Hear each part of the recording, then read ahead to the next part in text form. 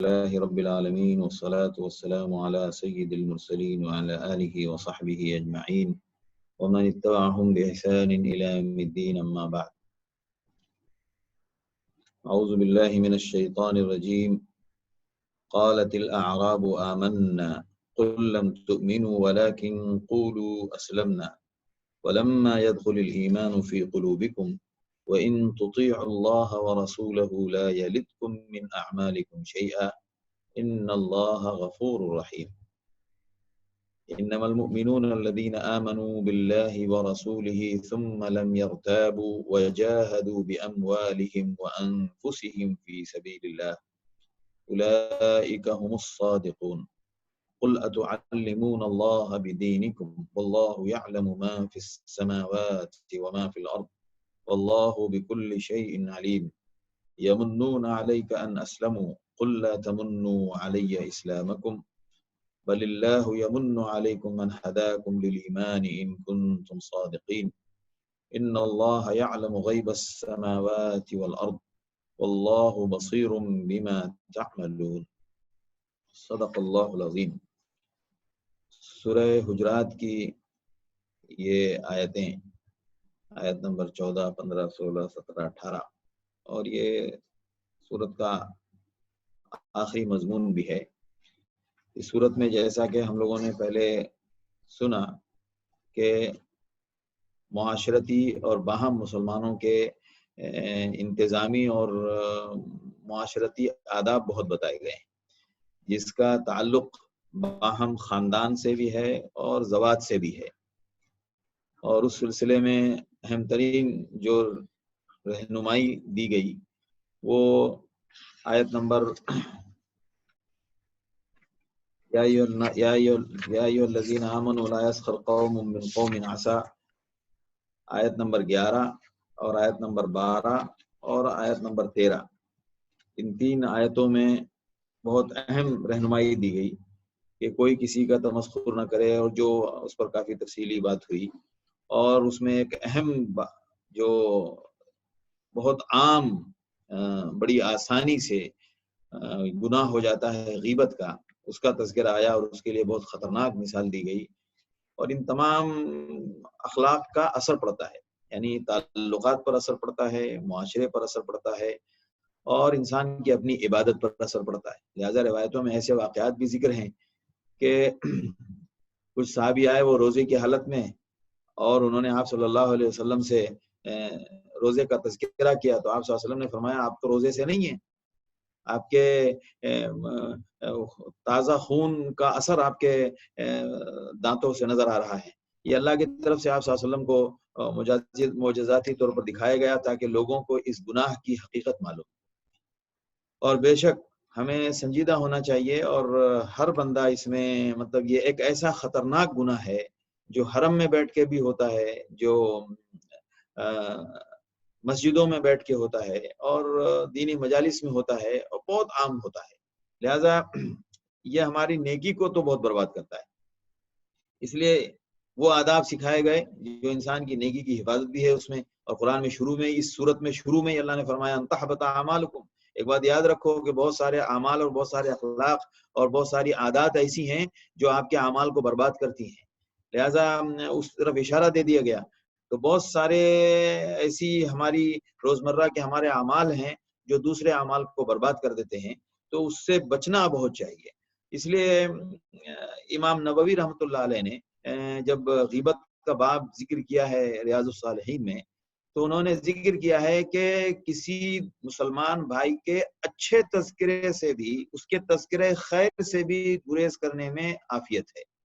اس لیے کہ وہ تذکرہ خیر بڑھتے بڑھتے بڑھتے ایکسیپشنل جو ٹرنس ہوتے ہیں کہ ہاں مگر اگر، تو یہ چند باتیں جب آئیں گی تو وہاں سے پھر وہ معاملہ فوراً غیبت کی طرف مڑ جائے گا. تو اسی لیے تذکرہ خیر بھی اگر ضرورت ہو تو کریں، نہیں تو نہیں کریں.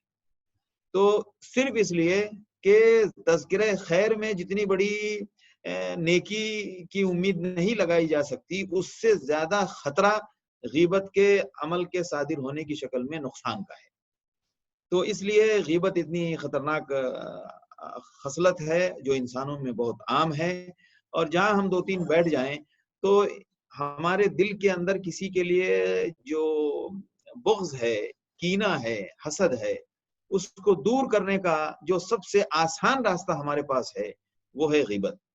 اس بھڑاس کو ہم نکالتے ہیں غیبت کے ذریعے، ہر حسد کو نکالتے ہیں ہم غیبت کے ذریعے، کسی کے ساتھ نفرت و بغض ہے اس کو نکالتے ہیں ہم غیبت کے ذریعے۔ تو لہٰذا یہ بہت آسان ہے، جس کے لیے ہمیں کچھ محنت نہیں کرنی پڑتی اور کوئی اسباب اس کے لیے مہیا نہیں کرنے پڑتے، لہٰذا یہ بڑی آسانی سے ہو جاتا ہے۔ لہٰذا انسان ہمیشہ زبان کھولنے سے پہلے، ابھی ہم سورہ قاف تک اگر وہاں تک پہنچ گئے تو وہ لفظ جو آ رہا ہے وما يلفظ من قول الا لديه رقیب عتید، جب بھی تم کوئی بات کرتے ہو تو بات کرنے سے پہلے بار بار سوچو اور انتظار کرو اور غور کر لو کہ یہ بات کہنے کی ہے کہ نہیں کہنے کی ہے۔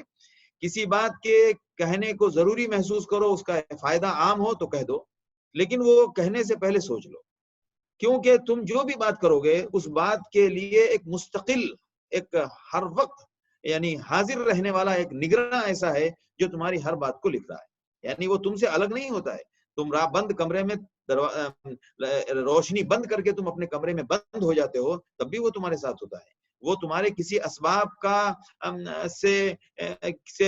کے ماتحت نہیں ہے کہ تم نے دروازہ بند کر لیا تو اس کو بھی بول کر دروازہ کھول کے آنا پڑے گا، وہ ان اسباب کے ماتحت نہیں ہے، لہٰذا وہ تمہارے وجود کے ساتھ ایک دم جڑا ہوا ہے اور ایک دم تمہارے لازمی تمہارے وجود کا حصہ بن گیا ہے وہ، لہٰذا جب بھی کچھ بات کرتے ہو تو وہ لکھتا ہے فوراً۔ تو اسی لیے بات کرنے سے پہلے بہت غور کرنا چاہیے، کیونکہ ہر کہنے والا اپنی حقیقت کو جانتا ہے، تو اپنی اصلاح کے لیے بھی کبھی کبھی اس طرح کی نصیحت کی باتیں ہوتی ہیں تو بسا اوقات کہنے والا خود اس گناہ میں مبتلا ہوتا ہے، اور کہنے کی برکت سے اللہ اس کی حفاظت فرما دیتے ہیں۔ اگر اس کے کہنے میں اس کی نیت اگر خالص ہے تو اللہ اس کو اس گناہ سے بچا لیتے ہیں، اور کہنے والے کو اسی نیت سے کہنا چاہیے کہ میں دوسروں کے بارے میں کیا اس کو ترغیب دوں، اس گناہ میں میں خود مبتلا، لہذا گناہ غیبت پر بات ہو چکی ہے، پھر بھی میں نے آج دوبارہ اس پر قصدن بات کی کہ اللہ ہمیں اس ایسے گناہ سے، یعنی جس کے بارے میں ہم کبھی کبھی ہمارے ساتھیوں میں تذکرہ ہوتا ہے مسجد میں بیٹھ کے، تو یہ تذکرہ ہوتا ہے کہ یار دیکھو سلام پھیرنے کے بعد بسا اوقات اس بات کا امکان ہوتا ہے کہ ہم نماز کے بعد کے اذکار بھول جائیں اور غیبت ہو جاتی ہے، ایسا گناہ ہے۔ اور مسجدوں میں بیٹھ کے ہوتا ہے، بالکل ہوتا ہے، حرم میں بیٹھ کے ہوتا ہے، حرم میں بیٹھا ہے بندہ اور جناب ارے ہاں وہ ہمارے ساتھ آئے تھے، وہ جناب وہ ان کی ایسی عادتیں ہیں، یہ ہے وہ ہے، حج کے ایام میں، عمرے کے ایام میں ایسا بہت ہوتا ہے۔ اب یہ اندازہ لگا لیں آپ کے گالی دینا بہت مشکل ہے، اتنی آسانی سے آدمی گالی نہیں دے سکتا، لیکن پیٹھ پیچھے ایسی باتوں کا تذکرہ کرنا جو اس جس کا تذکرہ کیا جا رہا ہے اس کے سامنے اگر وہ باتیں ذکر کی جائیں تو اس کو برا لگے، ہم اندازہ لگا سکتے ہیں کہ ایسی باتیں ہم سے روزانہ کتنی صادر ہوتی ہیں۔ تو اس بات کو مکرر کہنے کا مطلب کا مقصد یہ ہے کہ اللہ ہمیں اس سے محفوظ فرمائے۔ کوئی بندہ دعویٰ نہیں کر سکتا کہ میں اس سے بہت محفوظ ہوں، اور اللہ کرے ایسے بہت سارے بندے ہیں، بے شک اللہ کے پاس بندے ایسے موجود ہیں جن کے ساتھ گفتگو سے یہ اندازہ ہوا کہ وہ کبھی بھی دوسروں کے تذکرے میں ان کو کوئی دلچسپی نہیں، وہ کوئی موضوع یا کوئی ضرورت کی بات یا کوئی حاجت اس حد تک تو وہ ان کی گفتگو ہوتی ہے، لیکن جب شخصیات کے اوپر جہاں کوئی تذکرہ چلتا ہے تو ان کا ذہن اس طرف ایک لمحے کے لیے آگے نہیں بڑھتا۔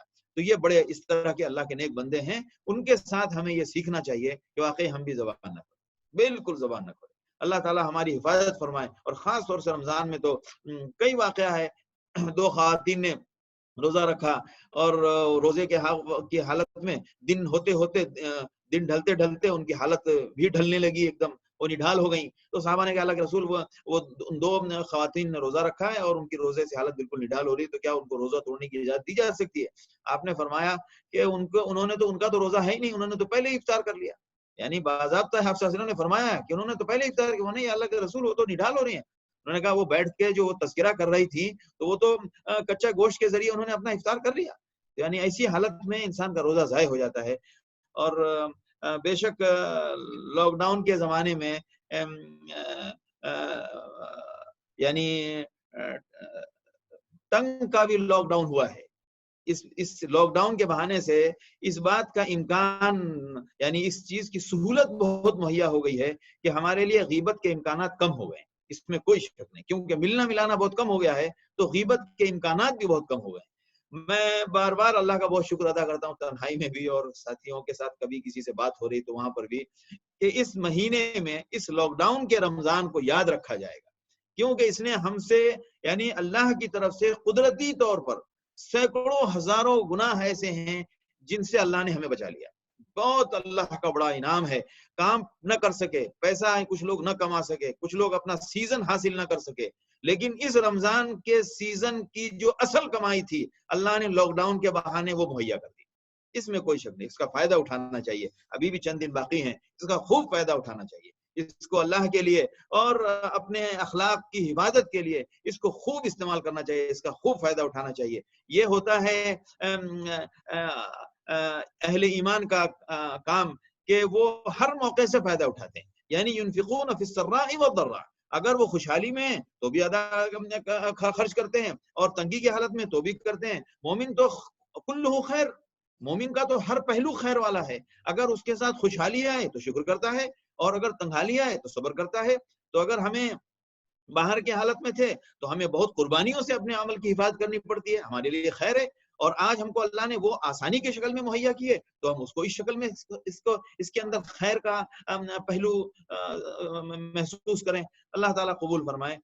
اب آگے کی آیت جو ہے جو ہم نے تلاوت کی ہے، قالت الاعراب آمنا، یہ اعراب کہتے ہیں، اعرابی کی جمع اعراب ہے، اعرابی کی جمع اعراب ہے، اور عربی کی جمع عرب ہے، اور عجمی کی جمع عجم ہے۔ تو یہ عربی کی جمع نہیں ہے، یہ اعرابی کی جمع ہے، اور عربوں میں اعرابی اس کو کہتے تھے جو ان کے یہاں دیہاتوں کے جو رہنے والے ہوتے تھے ان کو اعرابی کہتے تھے، یعنی چھوٹے چھوٹے جو محلے، چھوٹے چھوٹے جو گاؤں کی شکل میں جو ادھر ادھر آباد ہیں ان کو اعرابی کہتے تھے۔ تو یہ چونکہ ان کی تہذیب بہت محدود ہوتی تھی، ان کے وسائل محدود ہوتے تھے، تو ان کی سوچ بھی بہت محدود ہوتی تھی، تو عقائد کے معاملے میں بھی اگر یہ ایمان لے آتے تو ایمان بھی بہت مضبوط ہوتا تھا، اور اگر الاعراب اشد کفر و نفاقا، اور اگر یہ حالت کفر میں اور اگر حالت نفاق میں ہوتے تو وہ بھی ان کا بہت بڑا ہوا ہوتا تھا۔ وجہ کیا ہے کہ اختلاط کے ذریعے بہت سارے فوائد ہوتے ہیں، اسی لیے آپ نے دیکھا ہوگا کہ بڑے شہروں میں عموماً انسانی سوچ سمجھ اور اخلاقیات کا معیار جو دیہاتوں کے رہنے والے اور جو اعرابی ہوتے ہیں ان سے بلندتر ہوتا ہے۔ ان کی کچھ خوبیاں تو بہت اچھی ہوتی ہیں اعراب کی، جو بہت پسندیدہ ہیں، کیونکہ ان کے یہاں شر کم ہوتا ہے، لیکن جو فائدہ اٹھانے کے جو وسائل ہوتے ہیں اللہ نے انسان کو دیے ہیں ذہن و دماغ کی شکل میں، عقل کی شکل میں، وہ ان کے یہاں تنگ ہوتا ہے۔ اسی لیے حدیث میں ہے کہ قرب قیامت میں فتنہ اتنا بڑھ جائے گا کہ شہری زندگی میں ہر گوشہ اور ہر کونا فتنہ اگل رہا ہوگا، اور ہر گوشے سے یعنی فتنہ ابل رہا ہوگا، تو ایسی حالت میں دین کو بچانے کے لیے اس شہر کی زندگی سے دور بھاگنا پڑے گا، لہذا تاکہ وہاں وہ وسائل کم سے کم ہوں۔ تو اعرابی کی جمع ہے، تو یہ جب ایمان لائے تو ایمان لانے کے بعد بعض روایتوں میں ان کا ذکر ہے، بعض قبائل کی طرف ان کا اشارہ ہے، بنو اسد وغیرہ وغیرہ، تو قالت الاعراب آمنا، تو اعراب نے کہا کہ ہم بھی مومن ہیں، اور بعض موقع پر آپ صلی اللہ علیہ وسلم کچھ بیت المال کی طرف سے جو کچھ تقسیم کر رہے تھے، مال غنیمت یا جو زکوٰۃ کے جو وغیرہ تقسیم کے جو مال آتے تھے، وہ جب تقسیم کر رہے تھے تو آپ نے کچھ صحابہ کو دیا اور کچھ کو نہیں دیا، تو ان میں سے وہ جو اعراب تھے انہوں نے بھی کہا کہ ہمیں کیوں نہیں دے گا، ہم بھی تو ایمان والے ہیں، ہم بھی تو ایمان لا چکے ہیں۔ تو قالت اور انہوں نے ایمان ایک دم تازہ تازہ قبول کیا تھا، قالت الاعراب آمنا، تو اعراب نے کہا کہ ہم بھی تو ایمان لا چکے ہیں، ہم بھی تو اہل ایمان ہیں۔ قل لم تؤمنوا، آپ صلی اللہ علیہ وسلم اے پیارے نبی آپ ان سے کہہ دیجئے کہ نہیں، ابھی آپ ایمان کے مرحلے میں داخل نہیں ہوئے ہیں، ولکن قولوا اسلمنا، البتہ یہ کہیے آپ کہ آپ اسلام میں داخل ہو گئے، ولما يدخل الايمان في قلوبكم، اور ایمان ابھی تک آپ کے دلوں میں داخل نہیں ہوا ہے۔ وَإِن تُطِيعُوا اللَّهَ وَرَسُولَهُ، اگر آپ اللہ اور اللہ کے رسول کی فرما برداری کرنے لگیں گے اور آپ اس فرما برداری کے آپ مرحلے میں آ جائیں گے اور آپ کے زندگی میں اللہ کی اور اللہ کے رسول کی فرما برداری کا رنگ غالب آ جائے گا، تو لا یلدکم من اعمالکم شیئا، اللہ کسی کے عمل سے اس کے اجر میں کوئی کمی نہیں کرے گا، ان اللہ غفور الرحیم، بے شک اللہ بہت معاف فرمانے والے اور بہت رحم فرمانے والے ہیں۔ اس آیت سے یہ بات صاف ہوتی ہے کہ اسلام ایک مرحلہ ہے اور ایمان ایک مرحلہ ہے، اور اس کے بعد کا درجہ ہے احسان۔ حضرت جبرائیل علیہ السلام نے جو آپ صلی اللہ علیہ وسلم سے جو ایمان کے باب میں اکثر وہ حدیث بہت شروع میں ذکر کی جاتی ہے، اور جس کا نام ہے حدیث جبریل، اس حدیث جبریل میں انہوں نے اللہ کے رسول صلی اللہ علیہ وسلم سے یہ پوچھا کہ اسلام کیا ہے؟ تو آپ صلی اللہ انہوں نے اسلام کی تعریف پوچھی، پہلے مل اسلام، پھر آپ صلی اللہ علیہ وسلم سے انہوں نے پوچھا مل ایمان، پھر انہوں نے آپ صلی اللہ علیہ وسلم سے پوچھا مل احسان۔ تو آپ نے حضرت جبرائیل علیہ السلام نے تینوں کو الگ الگ کر کے پوچھا۔ تو اس بنیاد پر بھی اور قرآن کی اس آیت کی بنیاد پر بھی علماء کہتے ہیں کہ ایمان الگ شے ہے اور اسلام الگ شے ہے، یہ ہے سب ایک ہی دائرے کی چیز، اور ایک ہی اس کا مطلب ایک ہی جسم کے مختلف حصے ہیں۔ لہذا ابتدائی جو مرحلہ ہے وہ ہے اسلام۔ لہذا جب کوئی بندہ اللہ کے اور اللہ کے رسول صلی اللہ علیہ وسلم کا کلمہ پڑھتا ہے، اشہد ان لا الہ الا اللہ واشہد ان محمد رسول اللہ، تو یہ بندہ اسلام میں داخل ہو گیا۔ اب اس کے بعد ایمان کیا ہے؟ ایمان کیا ہے کہ انسان اس عقیدے کے جو تقاضے ہیں اور یہ عقیدے جن دیگر عقائد کو تسلیم کرنے کی دعوت دیتا ہے، ان تمام کو تسلیم کرنا۔ لہذا وہ کیا ہے؟ ان تؤمن باللہ وملائکتہ وکتبہ ورسلہ والیوم الآخر والقدر خیرہ وشرہ من اللہ تعالی والبعث بعد الموت۔ ان تمام باتوں پر ایمان رکھنے کا نام ہے، ان تمام باتوں کو ماننے کا نام ہے ایمان۔ اور احسان کیا ہے؟ احسان اخلاص سے تعبیر ہے، یعنی ہر عمل اس لیے کیا جائے کہ یہ اللہ کا حکم ہے اور میں اللہ کا بندہ ہوں اور میں اس حکم کا پابند ہوں، اور اللہ کو راضی کرنے کے لیے مجھے اللہ نے جو عمل کرنے کا مطالبہ کیا ہے ان اعمال کو پورا کرنے سے میں اللہ کو راضی کر پاؤں گا۔ لہذا جو عمل کیا جائے وہ صرف اللہ کو راضی کرنے کے لیے، یہ ہے احسان۔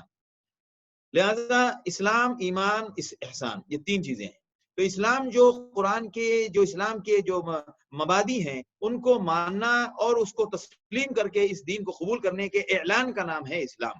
لہذا جو بدو اعراب تھے انہوں نے خالی ابھی یہ تسلیم کیا تھا کہ ہم کفر سے اپنے آپ کو بری کرتے ہیں اور ہم ایمان میں دین اسلام کو قبول کرتے ہیں، دین اسلام کو اپنے دین کے طور پر ہم قبول کر رہے ہیں، یہ ہے اسلام۔ اس میں جو سب سے بنیادی بات ہے وہ ہے شہادت اللہ الہ الا اللہ و شہادت ان محمد رسول اللہ۔ شہادتین سب سے بنیادی بات ہے کہ یہ سب سے پہلے جب کوئی بندہ اس بات کو تسلیم کر لے تو وہ اسلام میں داخل ہو جاتا ہے۔ لیکن اتنی سی تسلیم کے بعد جو اس کا اگلا مرحلہ ہے جو ہر حال میں مطلوب ہے، جو ہر حال میں مطلوب ہے۔ اب ایک بندہ اگر اسلام پہ اس دنیا سے انتقال ہوتا ہے اس کا اور وہ رخصت ہوتا ہے تو اسے کافر نہیں کہا جائے گا، وہ بہرحال مسلم ہے، اور اس کے ساتھ قیامت میں انشاءاللہ اس شہادتین کی بنیاد پر اہل اسلام کا معاملہ ہوگا اور اللہ کی طرف سے اس کی امید کی جائے گی۔ لیکن جو اس دنیا میں رہتے ہوئے جو ایمان کے مراحل ہیں وہ ہے اللہ کے احکام کو ماننا، اللہ کے فرمان کی فرما برداری کرنا، اور جب جس موقع پر جو کرنے کے لیے کہا جا رہا ہے اس کو کرنا، اور جس سے رکنے کے لیے اور جس سے روکا جا رہا ہے اس سے رک جانا، یہ ہوتا ہے ایمان۔ لہٰذا یہ چونکہ ابھی اس مرحلے میں نہیں تھے، اور یہیں سے یہ بات بھی صاف ہوتی ہے، بعض ہمارے علماء میں اس کا بڑا اختلاف رہا ہے کہ ایمان گھٹتا بڑھتا ہے، تو بہرحال ایمان کے گھٹنے بڑھنے کا جو اختلاف ہے وہ صرف لفظی ہے۔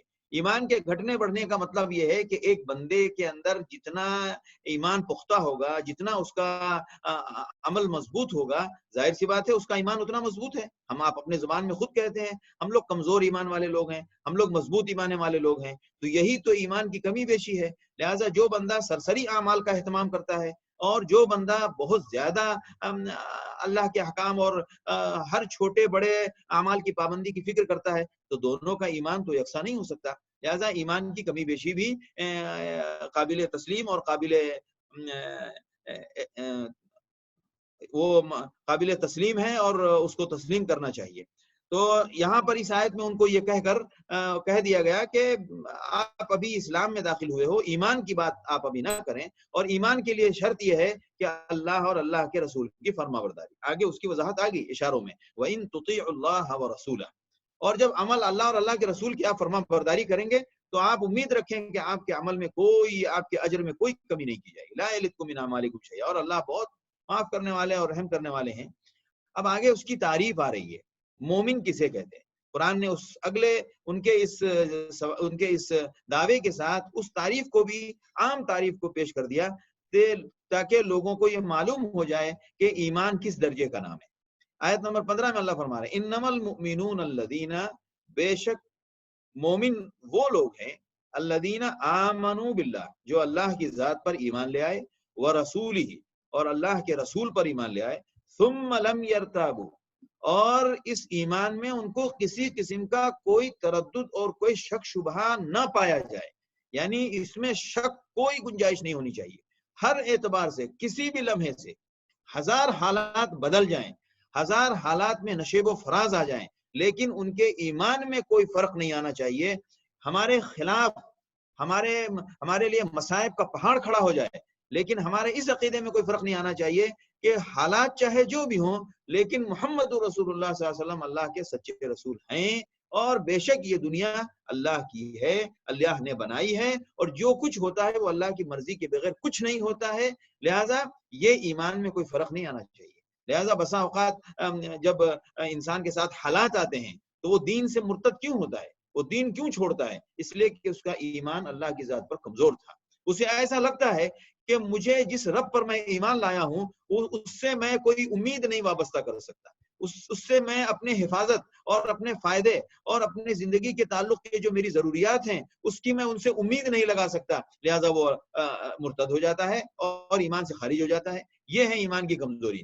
اب کوئی مومن ہے، ایمان کی پختگی کا مطلب یہ ہے کہ یہ حالات آئے ہیں، اس کے پیچھے اللہ کی کوئی مصلحت ہے، اللہ کی مرضی یہی ہے. لہٰذا بعض حضرات جو کہتے ہیں اللہ کی مرضی، بعض حضرات جو عرب حضرات جو عموماً ان کی زبان پر ہے، اب یہ ان کا تکیہ کلام ہو گیا وہ الگ بات ہے، لیکن یہ جو فوراً اللہ کریم کہتے ہیں، بڑے سے بڑے حادثات ہونے کے باوجود، بڑے سے بڑے مسائل کے گزر جانے کے باوجود ان کی زبان پر ایک جملہ ہوتا ہے اللہ کریم. یعنی یہ کہ بے شک اللہ کریم ہے، اللہ ہمارے ساتھ کرم کا معاملہ فرمائیں گے، جو ہو گیا اس کو جانے دو، اس کو نظر انداز کرو. بہرحال اس کے پیچھے ہمارا کوئی نہ کوئی کسی نہ کسی شکل میں فائدہ اور اللہ کی کوئی نہ کوئی اس میں مصلحت ضرور موجود ہے.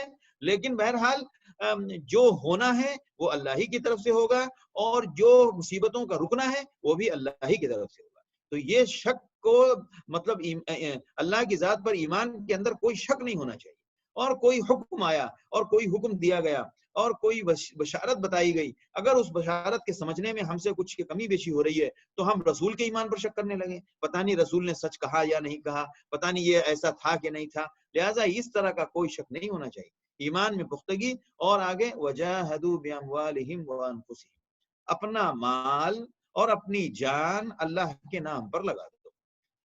اب جاہدوا باموالہم وانفسہم فی سبیل اللہ میں سب کچھ آ گیا. جہاد سے مراد صرف لڑنا اور میدان جنگ میں پہنچنا ہی نہیں ہے. قرآن میں جہاد کا لفظ الگ الگ مفہوم میں استعمال ہوا ہے، وجاہدوا فی اللہ حق جہادہ والذین جاہدوا فینا لنہدینہم سبلنا. لہذا جاہدوا باموالہم وانفسہم، اپنی جان اور اپنا مال دونوں اللہ کے لیے وقف کر دو. مال جب اللہ نے جو زکوٰۃ کی شکل میں مانگا زکوٰۃ کی شکل میں دے دو، فطرے کی شکل میں مانگا فطرے کی شکل میں دے دو. صدقات کی جب ضرورت پیش آئی تو اپنے مال کی محبت میں اس کو روکو مت، بلکہ محتاجین کے حوالے اور محتاجین کو پیش کرو. لہٰذا یہ جان مال کی شکل میں جب دین کے بلند کرنے اور اللہ کے کلمے کو بلند کرنے کے لیے مالی تقاضے آئیں، فوراً اپنے آپ کو آگے پیش کرو. لہٰذا مال بھی اللہ کے نام پر قربان کرو، خواہ وہ فرائض کی شکل میں ہو خواہ وہ نوافل کی شکل میں ہو. اور مال کا تذکرہ پہلے آتا ہے عموماً جان اور مال کے معاملے میں. انسان جان سے زیادہ مال کی محبت کرتا ہے. لہذا زین للناس حب الشہوات کی آیت میں دیکھیں زندگی کی محبت کا تذکرہ نہیں ہے. زین للناس حب الشہوات من النساء والبنین والقناطیر المقنطرہ من الذهب والفضة والخیل والمصومة والانعام والحرث. لہذا انسان اپنی زندگی کو ان کے لیے وقف کرتا ہے، تو لہذا اس کو پہلے ذکر کیا گیا والذین جاہدوا باموالہم. مال کے نام پر جتنے بھی احکام ہیں ان تمام کو اللہ کے نام پر قربان کرو، خواہ وہ فرائض کی شکل میں ہو، نوافل کی شکل میں ہو، یا اللہ کے نام پر فی سبیل اللہ کی شکل میں ہو. اور وانفسہم، اور تمہاری جان سے جو مطالبے کیے جائیں، خواہ وہ تمہارے اوپر نماز کے فرض کرنے کی شکل میں، خواہ تمہارے حج کے سفر پر جانے کی شکل میں، یا اللہ کے راستے میں قربان ہونے کی شکل میں، تمہیں اپنی جان کو جہاں بھی اللہ کے نام پر پیش کرنا پڑے، وہ ہر جگہ اپنے مال اور جان کو لے کر اللہ کے لیے حاضر رہو۔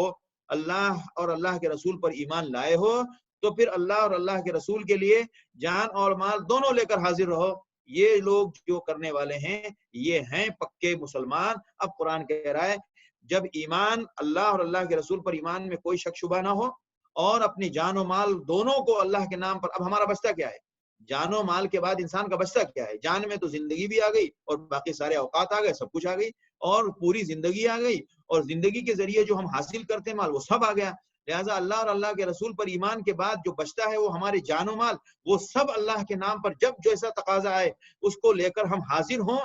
جو یہ جن کا عالم یہ ہے، جن کے عمل کی کیفیت یہ ہے، اولئک هم الصادقون، یہ ہیں سچے مومن، یہ ہیں سچے لوگ جو اپنے ایمان کے بارے میں سچے ہیں اور یہ اپنے ایمان کے دعوے میں سچے ہیں۔ اولئک هم الصادقون قل اتعلمون اللہ بدینکم، آپ ان سے کہہ دیجئے کہ کیا تم اللہ کو بتا رہے ہو کہ تم بھی دین میں داخل ہو گئے ہو؟ اتعلمون اللہ بدینکم، اس اللہ کو بتا رہے ہو۔ واللہ یعلم ما فی السماوات وما فی الارض، اللہ زمین اور آسمان کے ہر چھوٹی بڑی چیز کا علم رکھنے والا ہے۔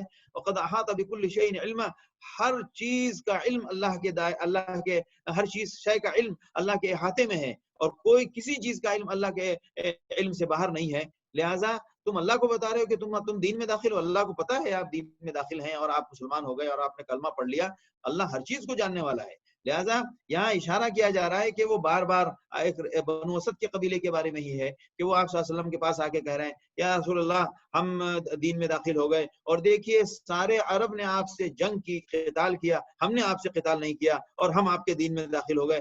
یعنی وہ جیسے کوئی کسی پارٹی کے اندر شامل ہو کر جب ان کو یہ احساس دلانا چاہتا ہے پارٹی والوں کو کہ دیکھیے ہم نے بھی آپ کی پارٹی میں شامل ہو کر آپ کی پارٹی کا وزن بڑھا دیا، آپ کی پارٹی کے ممبرز بڑھا دیے، تو اس قسم کا رجحان اس جملے میں تھا۔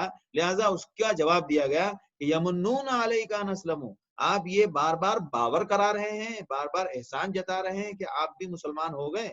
قل لا تمنوا علی اسلامکم، یہ اسلام لانے کا قضیہ یہ اللہ کے لیے نہیں ہے، اور یہ اس سے اللہ کی سلطنت میں کوئی اضافہ ہونے کا معاملہ نہیں ہے۔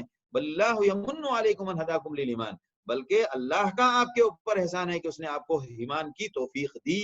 اگر تم سچے ہو، اگر تم سچے ہو تو اللہ نے تم کو ایمان کی ہدایت دی۔ اب دیکھیں آپ تفسیر کے نقطے کے اعتبار سے قرآن یہاں پر کہہ رہا ہے یمنون علیک ان اسلموا، پھر کہہ رہا ہے لا تمنوا علی اسلامکم، لیکن جب اللہ کی طرف سے جواب آ رہا ہے تو وہ ایمان کے ساتھ آ رہا ہے۔ بل اللہ یمن علیکم ان ہداکم للایمان، اللہ تم پر احسان کرتا ہے، تم کو اللہ تمہارے پر یہ احسان جتاتا ہے کہ اللہ نے تم کو ایمان کی ہدایت دی، ایمان کا راستہ دکھایا اگر تم سچے ہو۔ اب دیکھیے اس میں اسلام پہ رک جانا یہ اسلام لانے کا حاصل نہیں ہے، اسلام پہ رک جانا یہ اسلام لانے کا حاصل نہیں۔ صرف مسلمانوں کی لسٹ میں ہمارا نام آ جائے اسلام سے اتنا کام ہوتا ہے، لیکن اس دنیا میں بحیثیت بندگی جو ایک بندے کے لیے ضروری ہے وہ ہے مومن ہونا۔ لہذا یا ایھا الذین آمنوا ادخلوا فی السلم کافہ، ایمان والوں کو مخاطب کر کے کہا جا رہا ہے کہ اسلام لائے ہو تو پورے طور پر اسلام میں داخل ہو جاؤ ایمان والوں۔ لہذا ایمان کا معاملہ یہ ہے، اسلام کا معاملہ یہ ہے کہ اسلام اپنی جگہ پہ رکنا نہیں چاہیے، اسلام آگے آنا چاہیے۔ لہذا وہ تبلیغ کی جا رہی ہے کہ اسلام کو اللہ نے توفیق دی ہے، لیکن ایک بات اس بات کو آپ یاد رکھیں کہ آپ کا اسلام پر نہ رکے بلکہ آپ آگے بڑھیں، اپنی زندگی میں ترقی کریں ایمان و عقیدے کی بنیاد پر، اور تاکہ آپ ایمان تک پہنچے، اور اللہ کو مطلوب ایمان ہے۔ ان ہداکم للایمان ان کنتم صادقین ان اللہ یعلم غیب السماوات والارض۔ لہذا دیکھیں آپ غور کرنے کی بات ہے، یہ تفسیر کا نقطہ ہے کہ اللہ نے یہ نہیں فرمایا ان ہداکم للاسلام، پتہ یہ چلا کہ مطلوب ایمان ہے، بنیاد اس کی اسلام ہے لیکن مطلوب ایمان ہے۔ لہذا اللہ نے فرمایا کہ یہ جو اسلام کی ہدایت دی گئی، کس لیے ہدایت دی گئی ہے؟ ایمان کے لیے۔ ان ہداکم للایمان ان کنتم صادقین، اگر آپ اسلام لانے میں سچے ہیں تو پھر اب اس آیت کی روشنی میں اگر ہم دیکھیں تو ہم تو جب یہ عرب کو کہا گیا تھا کہ آپ مت بولو ابھی مسلمان ہو، تو اگر ہمارے ہندوستان، پاکستان اور یورپ، امریکہ، کینیڈا، پوری دنیا کے مسلمانوں کو اگر کسی میدان میں کھڑا کیا جائے اور ایمان اور اسلام کی تفریق کی اس آیت کو تصور کریں ہم، اور آپ صلی اللہ علیہ وسلم کا زمانہ تصور کریں، اور ہم یہ اعلان کریں کہ آمنا، ہم ایمان والے ہیں، تو ہم یہ بتائیں کہ ہم کس جواب میں ہوں گے؟ یعنی اس وقت دنیا کی ایک بڑی تعداد ہم تو ایمان کے مرحلے میں داخل ہوئے کہ نہیں، اللہ توفیق دے، اللہ سے دعا مانگنا چاہیے، اور اسی قسم کی ترغیب اور تذکیر کے لیے ہی تو ہم آپ بیٹھتے ہیں۔ لہٰذا اس آیت میں دیکھیے بہت واضح اشارہ اللہ نے فرمایا کہ مطلوب جو ہے آپ کا مومن ہونا ہے، لہٰذا آپ کوشش کریں کہ آپ مومن ہوں، اور اپنے ایمان کو جلا بخشنے کی، اور اپنے ایمان میں، اور قرآن نے بار بار کہا ہے وَيَزِيدُ اللَّهُ الَّذِينَ اهْتَدَوْا هُدًى وَالَّذِينَ آمَنُوا وَاهْتَدَوْا زَادَهُمْ هُدًى وَآتَاهُمْ تَقْوَىٰ۔ جو ایمان کی حالت میں آ جاتے ہیں تو اللہ ان کے ہدایت کو، ان کے تقوی میں اور اضافہ فرماتا ہے۔ اور اضافہ فرمانے کا کیا مطلب ہے؟ وہ چھوٹی چھوٹی باتوں کا اہتمام شروع کر دیں گے۔ ایمان کے اندر اضافہ کیا ہوتا ہے؟ ایک بندہ پہلے نماز ہی نہیں پڑھتا تھا، اب وہ نماز پڑھنے لگا، اب اس کا ایمان کا دروازہ کھل گیا ہے۔ اب وہ ایمان نماز پڑھنے کے بعد اب وہ سنتوں کو بھی بہت اہتمام سے پڑھتا ہے، اب سنتوں کو اہتمام سے پڑھنے کے بعد اب وہ قرآن کی تلاوت بھی کرتا ہے۔ اب جناب وہ مسجد کے باہر نکلتا ہے تو اہل ایمان سے اچھا رابطہ بھی رکھتا ہے، کسی سے کینہ اور کدورت نہیں رکھتا۔ اب وہ جناب کسی مومن محتاج کا ضرورت معاملہ آیا تو وہ اپنے کھانے پینے کو قربان کر کے اس کی حاجت کو ترجیح دیتا ہے، اور کسی غیر مسلم کے ساتھ جب وہ ملتا ہے تو کوشش کرتا ہے کہ وہ بھی اس حقیقت کو سمجھ لے اور وہ بھی قیامت کے دن عذاب سے بچ جائے۔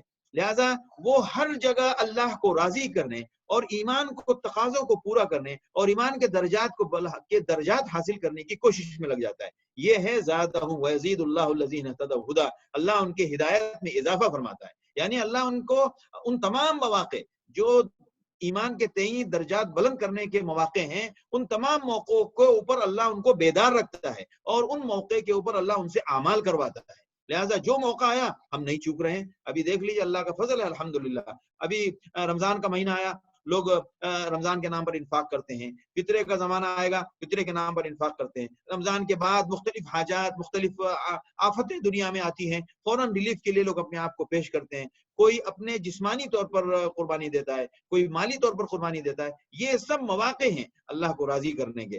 لہذا ایمان کا جب بندہ ایمان کے راستے پر چل پڑتا ہے تو وہ روز بروز آگے ہی بڑھتا ہے۔ ان اللہ یعلم غیب السماوات والارض، بے شک اللہ، یاد رکھو کہ زمین و آسمان کے سب غیب کو جانتا ہے۔ آپ کو یہ بتانے کی ضرورت نہیں ہے کہ آپ ایمان میں کتنے بلند درجہ پر ہیں اور اسلام کے کتنے بلند درجے پر ہیں، وہ اللہ کو خوب معلوم ہے۔ بس آپ اپنی فکر کریں اور اپنے آپ کو آپ آگے بڑھانے کی کوشش کریں اور اپنے ایمان کو ترقی دینے کی کوشش کریں۔ واللہ بصیر بما تعملون، اور اللہ خوب دیکھتا ہے جو کچھ تم کر رہے ہو۔ اس کے بعد سورہ قاف ہے، اور مفصلات قرآن کی جو حزب کی تقسیم کی ہے علماء نے، حزب مفصل اور قصار مفصل اور اوساط مفصل، وہ جو تقسیم کیا تو مفصلات ان صورتوں کو کہا جاتا ہے۔ مفصلات، یہ مفصلات کا سلسلہ جو ہے وہ بعض علماء نے سورہ حجرات سے شروع کیا ہے اور بعض علماء نے سورہ قاف سے شروع کیا ہے۔ بعض علماء کہتے ہیں روایتوں کی بنیاد پر مفصلات کا مطلب ہے کہ آپ صلی اللہ علیہ وسلم فجر کی نماز میں اکثر مفصلات پڑھا کرتے تھے، لہذا مفصلات کے اندر بڑی تفصیل سے آخرت، نبوت، توحید، ان کو بہت تفصیل سے سمجھایا گیا ہے۔ اور یہ سورت بھی سورہ مکی ہے، اور یہ بھی اس کا زمانہ بھی یعنی وسطی زمانہ ہے آپ صلی اللہ علیہ وسلم کے مکے کی قیام کا۔ اس زمانے میں یہ سورت اتری، اور اس سورت کو آپ صلی اللہ علیہ وسلم اکثر مجموعوں میں بکثر پڑھا کرتے تھے، یعنی عید کا موقع ہے تو خطبے میں بسا اوقات پورا خطبہ دے دیتے تھے آپ اسے۔ لہٰذا ایک خاتون کہتی ہیں کہ میں نے پوری سورہ قاف آپ کے ممبر پر پڑھنے کی وجہ سے یاد کی۔ وہ کہتی ہیں کہ اتفاق سے ہم دونوں کا، آپ صلی اللہ علیہ وسلم کے ازواج کا اور میرا دونوں کا تندور ایک ہی جگہ تھا، یعنی کچھ جو یہ لوگ مختلف کچھ مشترک تندور ہوتے تھے جہاں یہ کھانے پکانے کا کچھ بندوبست ہوتا تھا، تو ایک مشترک تندور بناتے تھے۔ تو وہ کہہ رہے ہیں کہ آپ صلی اللہ علیہ وسلم کے گھر والوں کا اور میرا تندور ایک ہی تھا، اور وہ تندور مسجد سے بالکل لگا ہوا تھا۔ لہٰذا جب میں اپنا کچھ پکانے وکانے کی ضرورت سے وہاں موجود ہوتی جمعے کے دن، تو اکثر آپ صلی اللہ علیہ وسلم جمعے کے دن خطبے میں سورہ قاف پڑھتے تھے. لہٰذا میں نے سورہ قاف آپ صلی اللہ علیہ وسلم کے ممبر پہ سنتے سنتے یاد کر لی. یعنی اس سے پتہ یہ چلتا ہے کہ آپ صلی اللہ علیہ وسلم کتنا زیادہ پڑھتے تھے اس سورت کو. اور علماء نے لکھا ہے کہ اس میں آخرت، اس کا توحید کے ساتھ اہم مضمون جو ہے وہ ہے اس بات آخرت، اور آخرت کی یاد دہانی اور آخرت کی تفاصیل، اور انسان کے ساتھ قیامت کے دن جو اللہ کے حضور حاضر ہونا ہے اس کا منظر. لہذا آخرت کا مضمون اس صورت میں غالب ہے، اور صورت کی ابتدا جو ہے وہ توحید کے تفاصیل پر ہے. لہذا توحید اور اس بات اور رسالت اور آخرت اور توحید، یہ تینوں ایک دوسرے سے بالکل جڑے ہوئے ہیں. باقی جو ہیں وہ ان کی ذیلی تفصیلات ہیں، جیسے فرشتوں پر ایمان اور کتابوں پر ایمان، یہ سب انہی کے ضمن میں ہے. یعنی ان تمام کا معاملہ ہے کہ اللہ کی توحید کے لیے رسالت، اور رسالت کے متضمن ہے وحی کو اور کتاب کو، اور توحید کا معاملہ کیا ہے کہ آخرت کے دن اللہ کے یہاں حساب کتاب ہوگا. لہٰذا یہ سب ایک دوسرے سے جڑے ہوئے مضامین ہیں. تو اللہ فرما رہے ہیں قاف والقرآن المجید. آپ صلی اللہ علیہ وسلم عید کی نمازوں میں بھی اور جو اجتماعی نمازیں ہوتی تھی ان نمازوں میں بھی اس کی تلاوت فرماتے تھے. قاف، بہرحال یہ سورہ قاف نام ہی اس کا اس حرف پر ہے جو اس کا پہلا حرف ہے قاف. اور یہ حروف مقطعات میں ہمیں بلا ضرورت کا بالکل تکلف کرنے کی کوئی ضرورت نہیں ہے. اور پتہ نہیں کچھ باتیں اگر بڑوں سے ثابت ہوں، اور جب اس سے زیادہ مضبوط طریقے سے یہ بات ثابت ہو گئی ہے کہ اس کا علم صرف اللہ ہی کو معلوم ہے، اور اگر اللہ کے رسول کو معلوم تھا تو آپ صلی اللہ علیہ وسلم نے نہیں بتایا کہ مجھے بھی معلوم ہے. لہذا اس قسم کی معلومات کو قریت کے جاننے کی کوشش کرنا یہ کوئی علم کی محبت کی علامت نہیں ہے. اور اللہ کا نظام ہے، ہم نے پہلے بھی سنا جب خلاصے قرآن میں ہم لوگ گزر چکے ہیں کہ ہن ام الکتاب واخر متشابہات. اللہ نے اپنے حکمت کے تحت اس میں محکمات بھی اتاری ہیں اور متشابہات بھی اتاری ہیں. اور اللہ قادر تھا صرف متشابہات اتارتا، اللہ قادر تھا صرف محکمات اتارتا، لیکن محکمات اتارے ہیں تاکہ ہمارے لیے بالکل فیصلے کی شکل میں عمل کرنے کے لیے دستور ہمارے سامنے بالکل واضح رہے. اور متشابہات اتاری ہیں تاکہ ہم ان کو پڑھیں اور ان پر ایمان لائیں. اگر وہ نہ سمجھ میں آئے تو ظاہر سی بات ہے اسی میں تو ہمارا امتحان ہے کہ ہم اس کو کلام اللہ کے سمجھنے میں ہمیں کوئی تردد یا کوئی ذہن و دماغ میں کوئی اشکال تو نہیں آ رہا ہے. والراسخون فی العلم یقولون آمنا بہ. جو لوگ راسخ علم والے لوگ ہیں وہ فوراً کہتے ہیں کہ ہم اس کے مفہوم کو طے کرنے میں اگر ہمارے پاس کوئی ذریعہ موجود نہیں ہے تو ہمیں کوئی حرج نہیں. خلاصہ یہ کہ اللہ کا کلام ہے، ہمارا اس پر ایمان. والراسخون فی العلم یقولون آمنا بہ. تو حروف مقطعات کی بھی یہی صورتحال ہے. البتہ ہمارے یہاں حروف مقطعات کو لوگوں نے مطلب وہ تکے نکالنے کی شکل میں، اگر اللہ کے رسول صلی اللہ تعالیٰ علیہ وسلم کی طرف سے یہ رہنمائی دی گئی ہو کہ کسی دکان اور مکان اور کسی کے خیر و برکت کے لیے حروف مقطعات کی تختی بنا لیں تو آپ کو فائدہ ہوگا، تو ہم اس پر یہ ٹائٹل لگا سکتے ہیں کہ دکان و مکان کی خیر و برکت کے لیے.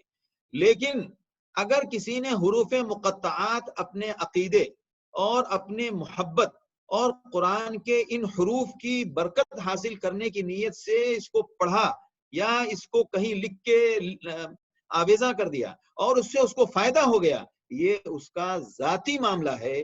اس کو قاعدہ اور ضابطہ بنا کے دوسروں کے سامنے پیش نہیں کیا جا سکتا. اس کا نقصان کیا ہوگا کہ اللہ کے رسول صلی اللہ علیہ وسلم کے جو ان مقاصد کے لیے بتائے ہوئے اوراد و اذکار ہیں وہ مٹ جائیں گے، اور ان کو چھوڑ کر ہم ان لوگوں کے اعمال میں مشغول ہو جائیں گے. یہ تو امتحان ہے، یہ بھی تو امتحان ہے. اب ہم بعض بزرگوں کے کچھ اوراد و اذکار ہیں جس کا ذکر حدیث میں نہیں ہے. مثال کے طور پر قرض معاف کرنے کے لیے، قرضوں کی معافی کے لیے، یعنی قرض ادا ہو جائیں، قرضوں کی ادائیگی کے لیے اللہ کے رسول صلی اللہ علیہ وسلم نے کچھ دعائیں بتائیں. کچھ حضرات نے کچھ دوسری آیتوں کو پڑھ کے ان کے ساتھ اللہ کا فیصلہ ہوا اور ان کو فائدہ ہوا اور قرض ادا ہو گیا. اب انہوں نے کہا کہ جناب میں نے یہ عمل کیا تھا، یہ آیت پڑھی تھی، یہ ذکر کیا تھا، تو میرا قرض ادا ہو گیا. اب وہ جناب اس کو پھیلا رہے ہیں تو پتہ یہ چلا کہ وہ رسول کے راستے کو چھوڑ کر اپنا راستہ پھیلا رہے ہیں. یہ بھی شریعت کا ایک اہم نازک باب ہے، اس پہ غور کرنا چاہیے۔ اگر کسی کو اللہ کے رسول سے محبت ہے تو اس محبت کا سب سے بڑا تقاضا یہ ہے کہ ہمیں آپ صلی اللہ علیہ وسلم کی بتائی ہوئی باتوں سے بھی محبت ہے۔ ہم اللہ کے رسول کے محبوبوں سے تو اتنی محبت کرنے لگے کہ اس محبت میں اللہ کے رسول کی محبت ماند پڑ گئی اور وہ پوشیدہ ہو گئی۔ لہذا ہم جو اللہ کے رسول صلی اللہ علیہ وسلم نے بتایا ہے، آپ ٹائٹل نہیں لگا سکتے۔ جیسے ہمارے معاشرے میں ایک عام خبر بہت لوگوں پورے مسجدوں میں آپ کو ملے گا، ہر جگہ ایک بڑے سے کاغذ کے اوپر یا تو خطاطی سے یا آج کل کمپیوٹر رائٹنگ کے ذریعے اس کو پرنٹ کر کے مسجدوں کے گلاس پر یا دیواروں پہ چھپا ہوا ہے، تراویح کی دعا۔ اب ان سے پوچھئے کہ یہ الفاظ میں کہیں اشکال نہیں ہے، سب توحید کے کلمات ہیں اور سب اللہ کے جاہ و جلال اور اللہ کی تسبیح و تحمید کے کلمات ہیں، لیکن کوئی ان سے پوچھے کہ اس کو تراویح کی دعا کا نام کس نے دیا؟ ایک بات یاد رکھیں، یہ ساری امت کا اتفاق ہے اس بات پر کہ کسی بھی عمل کے لیے کوئی ورد اور ذکر کو جو عنوان دینے کا کام ہے وہ صرف اللہ کے رسول صلی اللہ تعالیٰ علیہ وسلم کا ہے۔ کسی دوسرے کو یہ حق حاصل نہیں ہے کہ وہ یہ کہے کہ کھانے کے بعد یہ پڑھنا چاہیے، یہ صرف اللہ کے رسول صلی اللہ علیہ وسلم بتائیں گے، یہی تو بتانے آئے تھے۔ اب اگر کوئی دوسرا کچھ پڑھ کے اب جناب وہ کھا پی کے فارغ ہو گیا اور اس نے کوئی ایسی دعا پڑھی جس میں مفہوم تو درست ہے، حتیٰ کہ اس نے قرآن کی آیت پڑھ لی یا حدیث کا کوئی ٹکڑا پڑھا جس کا مفہوم بالکل ٹھیک ہے، اور اس کے پڑھنے کے بعد وہ اس کا عادی ہو گیا اور لوگوں کو کہتا ہے کہ کھانے کے بعد یہ پڑھا کرو، اسی کو کہتے ہیں من احدث فی امرنا ھذا، جس نے ہمارے اس دین کے اندر نئی باتیں پیدا کی۔ نئی باتوں میں شرک کی بات نہیں ہے، اگر شرک کی بات کوئی لے آئے گا تو نئی بات نہیں ہوئی، وہ تو شرک ہوا۔ نئی بات اس کو کہتے ہیں کہ جو ایک جگہ کی بات اٹھا کے دوسری جگہ ڈال دیا اور وہ اس کے لیے مختص نہیں تھی، یہ نئی بات ہو گئی۔ جیسے کہ آپ نے قاف اور سورہ ان حروف مقطعات کی تختی بنا دی، ہاں اگر انہوں نے تختی بنائی ہے اور اس تختی کے ساتھ ان کے پاس مضبوط دلیل ہے حدیثوں کے حوالے کے ساتھ جس سے ہر بندہ رجوع کر سکتا ہے، ایسی کتابیں جو پتہ نہیں کسی گمراہ فرقے اور کسی گمنام فرقے سے کی کتاب سے اٹھا کے آپ نے اس کو لکھ کے ڈال دیا اور ہمارے لوگ تمام مسلمانوں کے دروازے پہ ٹنگا ہوا ہے حروف مقطعات کی تختی، یہ خیر و برکت کے لیے کس نے کہا آپ کو؟ اور یہ عنوان دینے کی جرت کس کی ہے؟ لہٰذا جہاں پر ہمیں قرآن حروف مقطعات کے سلسلے میں علمی طور پر یہ جاننے کی ضرورت ہے کہ ہم اس کے مفہوم کو جاننے کے لیے کے پیچھے نہ پڑیں کیونکہ ہمیں بتایا نہیں گیا تو ہم یہ قرآن کا حصہ ہے، ہمارا اس پر ایمان ہے، اس کا مفہوم بے شک یہ بے معنی نہیں ہے اور بے شک یہ بغیر کسی مقصد کے نہیں ہے، بے شک اس کا کچھ نہ کچھ مقصد ہے اور اس کے کچھ نہ کچھ معنی ہے، اس کو اللہ جانتا ہے۔ لہذا جہاں ہمیں اس کی اصلاح کرنی ہے، وہاں ہمیں اس قسم کے معاشرے میں جو خرابیاں پھیلی ہیں اس کی بھی اصلاح کی سخت ضرورت ہے۔ اس طرح کی کوئی اصلاحی بات کی جائے تو فوراً ہم مختلف قسم کے اعتراضات اور مختلف قسم کے القاب سے اس بات کو کی تردید کرتے ہیں اور اس کو ہلکا بتانے کی کوشش کرتے ہیں۔ ہرگز نہیں، اللہ کے ہاں سب کو حاضر ہونا ہے۔ اللہ کے رسول صلی اللہ علیہ وسلم نے حجۃ الوداع میں بالکل صاف لفظوں میں فرما دیا کہ میں تمہارے درمیان کتاب اللہ کی کتاب اور میں اپنی سنت چھوڑ کر جا رہا ہوں، جب بھی تمہیں کسی بات کے مسئلے کا حل تلاش کرنا ہو تو فوراً قرآن و حدیث میں آ کے ڈھونڈو۔ اس طرح کی باتیں کرنے والوں کے لیے ایک نیا لفظ وجود میں آ گیا ہے، یہ نیا لفظ نہیں، یہ ہر اس بندے کے لیے ضروری ہے، یہ کسی مسلک کا معاملہ نہیں ہے، یہ کسی جماعت کے ساتھ اس کا کوئی تعلق نہیں ہے، یہ ہر بندے جس نے کلمہ پڑھا لا الہ الا اللہ محمد رسول اللہ، ہر بندے کے لیے ضروری ہے کہ اس کے تمام اختلافات کا حل اور ان تمام اختلافات کا جواب قرآن اور حدیث سے حاصل کرے اور وہاں موجود ہے۔ اگر وہاں موجود نہ ملے تو آپ نہ کریں، کیا پریشانی کی بات؟ اللہ کے رسول صلی اللہ علیہ وسلم نے ہمیں نماز پڑھنے کے لیے نمازیں نہیں بتائیں جو ہم نئی نمازیں ایجاد کر رہے ہیں۔ ایک ساتھی پوچھنے لگے کہ مولانا شب قدر ہے، شب قدر میں کیا عبادت کرنی چاہیے؟ ہم نے کہا شب قدر کتنی عظیم رات ہے، اللہ کے رسول صلی اللہ علیہ وسلم نے اس کی کتنا اہتمام فرمایا، آپ نے ہمیں کتنی سختی سے بتایا کہ اخیر کی طاق راتوں میں اس رات کو اس کو تلاش کیا کرو۔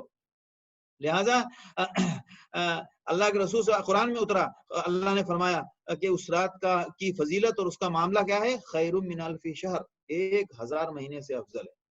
اس رات میں حضرت عائشہ آپ صلی اللہ علیہ وسلم سے پوچھتی ہیں کہ شب قدر میسر آ جائے اور شب قدر کی تاریخ سے میں گزروں تو ان راتوں میں یعنی ان طاق راتوں میں کیا کروں؟ آپ صلی اللہ علیہ وسلم نے نہیں فرمایا 80 رکعت نماز پڑھا کرو اور ایک قرآن ختم کر لو اور جناب شبینہ پڑھو اور جناب یہ کرو وہ کرو. اسے کہتے ہیں تعلیم، اور یہ ہے آپ صلی اللہ علیہ وسلم کی برکت اور رحمت. آپ صلی اللہ علیہ وسلم رحمت للعالمین ہے. کتنا آسان عمل اتنی بڑی رات میں کتنا چھوٹا سا عمل بتایا. آپ نے فرمایا پڑھو انکا اللہم انکا عفو تحب العفو فاعف عنی. آپ اندازہ کر سکتے ہیں یہ اتنا چھوٹا سا ذکر اللہ کے رسول صلی اللہ علیہ وسلم بتایا جس کو بڑا سے بڑا محدث بھی 1 منٹ میں یاد کر لے اور ایک عام بندہ جو نہ کچھ یاد کر پا سکتا ہو وہ بھی یاد کر لے، تاکہ اس رات کی فضیلت سے کوئی محروم نہ رہ پائے. بے شک وہ اگر کچھ نہیں آتا ہے اس کو اور وہ مطلب شب بیداری کے نام پر بیٹھ کر اللہ کو یاد کر رہا ہے اور جو کچھ اس کو اللہ ہی اللہ کہنا آ رہا ہے تو اللہ ہی اللہ کہہ رہا ہے، اللہ اس کو فضیلت دیں گے، اللہ اس کو اجر دیں گے. اللہ کا کرم اور اللہ کا کے رحم کا ترازو کا نظام صرف اللہ ہی کے پاس ہے، دوسرے کے پاس نہیں ہے. ہو سکتا ہے ایک بندہ بہت قابل ہو، بہت کچھ جانتا پڑھتا ہو اور اس کی عبادت میں وہ جان پیدا نہ ہو پائے. کوئی ایک عام بندے نے اس اخلاص کے ساتھ اللہ کو یاد کیا کہ وہ شب قدر کی بازی لے گیا. ایسا بالکل ہو سکتا ہے. کیوں کہ اللہ تو اخلاص دیکھتا ہے، اللہ ہمارے قلوب کو دیکھتا ہے، اللہ ہمارے اعمال کو دیکھتا ہے. لہذا کتنا آسان عمل بتایا، اللہم انکا عفو تحب العفو فاعف عنی. میں نے کہا ایک تو اللہ کے رسول صلی اللہ علیہ وسلم نے یہ بتایا، ہمیں نیا تلاش کرنے کی کیا ضرورت ہے؟ یہ کوئی ہمارے ملکوں کا راشن تھوڑی ہے کہ ایک نام پہ 5 کلو مل رہا ہے تو دوسرے نام پہ 5 کلو اور لے لیں. یہ تو اللہ کا دربار ہے. آپ کو جتنا بتایا گیا آپ پڑھو اتنا ہی اور امید وہ رکھو جو اللہ نے کہا ہے خیر من الف شہر، اللہ دے گا اس کے حساب سے. اس کے بعد آپ کو کیا کرنا ہے جو اللہ کے رسول صلی اللہ علیہ وسلم کرتے تھے. آپ صلی اللہ علیہ وسلم 8 رکعت سے زیادہ شب قدر میں بھی نہیں پڑھتے تھے. یہ کیا معمول بنا ہے؟ بعض لوگ پورا قرآن ختم کرنے کا نظام رکھتے ہیں، کوئی 2 راتوں میں، کوئی 3 راتوں میں. کہاں سے آیا یہ؟ اور یہ معمول کہاں سے پیدا ہوا؟ جو کام آپ صلی اللہ علیہ وسلم نے کیا وہی کرو، وہی مطلوب ہے. لہذا آپ قرآن کی تلاوت کر لیں اس رات، آپ اس کو کثرت پڑھیں. تو مجھ سے پوچھنے لگے کتنی بار پڑھوں؟ میں نے کہا اللہ کے رسول صلی اللہ علیہ وسلم نے عدد نہیں بتایا، لہذا اس میں عدد کا معاملہ نہیں ہے. اس میں معاملہ یہ ہے کہ یہ آپ یہ سمجھ لیں کہ آپ کو رٹا لگانا ہے اس کا. میں نے اس کو مفہوم واضح کیا، رٹے کا کیا مطلب ہے. آپ کو اللہ کے سامنے بس یہ رٹا لگانا ہے. جیسے آپ کسی سے کوئی چیز مانگنے کے لیے سر ہمارا کام کر دیجئے، سر ہمارا کام کر دیجئے، سر ہمارا کام کر دیجئے، تو آپ ادھر بہت بڑی کیا کہتے ہیں کہ فائل تیار کر کے نہیں لاتے. آپ کو ایک کتنے سے کہنے میں کام میں آپ کو اپنا کام کروانا ہے. تو اللہ نے جب ہم اللہ کے رسول صلی اللہ علیہ وسلم کے ذریعے ہمیں بتایا گیا کہ شب قدر میں مجھ سے معافی مانگنے کے لیے بس آپ کو معافی مانگنی ہے. اے اللہ معاف کر دے، اے اللہ معاف کر دے. اس میں عدد کا اعتبار مت کرو. اگر تم دل سے پڑھو گے تو تمہارا 10 مرتبہ پڑھا ہوا بھی بہت کام کر جائے گا. اور تمہارا دل چاہ رہا ہے کہ اللہ سے میں رٹ کے خوب مانگو، خوب مانگو. عدد کے چکر میں مت جاؤ، یا تسبیح اور گنتی کے حساب میں تمہارا کام خراب ہو جائے گا. جب اللہ کے رسول نے ہم کو گنتی کی پابندی نہیں لگائی تو تم کیوں گنتی کی پریشانی میں آ رہے؟ لہٰذا تمہاری مرضی ہے، تم 1 بار پڑھو، 1000 بار پڑھو، گنتی سے آزاد ہو کے پڑھو، لیکن دل میں یہ تمنا ہونی چاہیے کہ اے اللہ معاف کر دے، آج معاف کر دے. اے اللہ بس آج معافی چاہیے، اے اللہ تو معاف کر دے، تو معاف کرنے کو پسند کرتا ہے. یہی اس کا ترجمہ ہے. اس کے بعد رات میں ہمارے ملکوں میں بعض لوگ اتنی زیادہ رکعتیں پڑھ لیتے ہیں کہ جب تہجد کا اصل وقت آتا ہے تو اس وقت ان کے تہجد میں نشاط باقی نہیں رہتا ہے. تو میں نے ان کو مشورہ دیا کہ آپ قرآن پڑھیے، اتنا پڑھیے کہ آپ کے تہجد کا نشاط باقی رہے، کیونکہ اس رات میں تہجد کی بھی بڑی اہمیت ہے. تہجد کی تو عام راتوں میں بہت اہمیت ہے، تو آج تو خیر اس کا تو معاملہ ہی کچھ ہو رہا ہے. لہٰذا قرآن کی تلاوت آپ اپنے توازن میں رہ کر کریں، اور پھر آپ اذکار، تسبیحات، اور آپ کو بہت دل چاہ رہا ہے آپ سجدے میں گر کے اللہ سے گڑگڑا کے خوب دعائیں مانگیں. کوئی نیا کورس نہیں ہے اس کا. اور پھر آپ تہجد کی کوشش کریں کہ اس رات میں تہجد ضرور آپ کو حاصل ہو جائے. اور دعاؤں کا اہتمام، قرآن کی تلاوت، یہی اعمال ہیں. قرآن کی تلاوت خود بہت بڑا عمل ہے. اور پھر اللہ سے آپ اذکار کریں، اللہم انک عفو پڑھیں، اور تسبیحات، تحمید جو حدیث سے ثابت ہے ان کا اہتمام کریں. یہی ہمارے شب قدر. لہذا جو کرنے کے کام ہے وہ کوئی بہت مشکل کام اسلام میں نہیں بتایا گیا ہے. تو ان سب باتوں کا خیال کرنا چاہیے. اور یہ سننے سیکھنے کا مقصد یہی ہوتا ہے کہ ہم کوئی نئی چیز دین میں پیدا نہ کریں اور نیا کورس نہ بتائیں کسی کو، اور نہ کوئی نیا ذکر اور نیا ورد بتائیں. جو اللہ کے رسول بتا گئے ہیں بس اسی پر، یہی تو ہے کہ ثم لم یرتابوا، ہمیں کوئی شک نہیں ہونا چاہیے اس پر، یعنی ہمیں پورا اطمینان ہونا چاہیے کہ بس یہی کافی ہے، الحمدللہ بس اب ختم، اللہ کے رسول کا فرمان ہے، اب ختم، اب فائدہ اگر نہیں ہو رہا ہے تو ہم پھر کریں گے، فائدہ اس میں موجود ہے، ہمیں نہیں حاصل ہو رہا ہے تو پھر کریں گے۔ اب جیسے مثال کے طور پر ایک بچہ ایک سبق یاد کر رہا ہے، اگر اس بچے کو سبق یاد کرنے میں پریشانی ہو رہی ہے تو آپ کیا کہیں گے؟ اس کو آگے کا سبق دیتے ہیں؟ نہیں، آپ کہتے ہیں اس کو یاد کرو، پھر یاد کرو، بھائی یاد ہوگا، کیونکہ سارے بچوں کو یاد ہوتا ہے، تم کو بھی یاد ہوگا۔ اب یہ ہے کہ تمہارا اپنا معاملہ ہے، تمہاری ذہنیت اور تمہاری محنت کا اور تمہارے اخذ کرنے کی صلاحیت کا معاملہ ہے، اس لیے تم کو دیر لگ رہی ہے، یاد کرو، حل اس کا یہی ہے کہ اس کو یاد کرو، دوبارہ یاد کرو، دوبارہ یاد کرو، اللہ ہے کہ کوئی ایسی ہو کہ اس میں تقدیم و تاخیر ہو جائے، یہ تو ورد ذکر اور کوئی بات بالکل آنکھ بند کر کے اس کو کریں اور اس پر امید لگائیں، ایک مرتبہ میں کام نہ ہو تو اس کا مطلب اللہ آپ سے دوبارہ وہ عمل کروانے کا بہانہ دے رہا ہے، پھر تیبارہ کریں۔ بسا اوقات ایک دو مرتبہ کی دعا سے معاملہ حل نہ ہو تو بار بار دعا کریں، بار بار دعا کریں۔ بعض علماء نے عجیب حکمت بیان کی ہے کہ بعض بندوں کو اللہ بار بار دعائیں کروا کے اپنے پاس بلاتا ہے، بار بار دعائیں کرنے کے لیے، اور اس کی قبولیت کو اللہ مؤخر رکھتا ہے تاکہ اس بہانے وہ بار بار میرے سامنے حاضر ہو، بار بار میرے سامنے حاضر ہو۔ یہ تو اللہ کی طرف سے فضل و عنایت کی بات ہے۔ تو اس معاملے میں ہمیں اس چیزوں کی بھی اصلاح کرنی چاہیے، معاشرے میں خرافات بدعات سے اپنے آپ کو بہت محفوظ کرنا چاہیے۔ اور سورہ مقطعات کا لفظ حروف مقطعات کا معاملہ آ گیا تھا، اس لیے میں نے اس پر تھوڑی بات کر دی تاکہ ذہن صاف ہو جائے۔ معاملات تو سب ہیں، روزانہ نئے نئے قضیے آتے رہیں گے اور نئے نئے رجحانات اور نئے نئے نظریات کے ساتھ لوگ معاشرے میں پیش کرتے رہیں گے، اور جن لوگوں کے حصے میں اللہ نے اصلاح کا کام رکھا ہے وہ اس کی اصلاح کرتے رہیں گے۔ اللہ تعالی ہمیں ہر اعتبار سے، ہر خرافات بدعت سے ہمیں محفوظ فرمائے، اور سنت ثابتہ اور سنت صحیحہ پر اللہ ہمیں پابندی سے عمل کرنے کی توفیق نصیب فرمائے۔ وآخر دعوانا الحمدللہ رب العالمین۔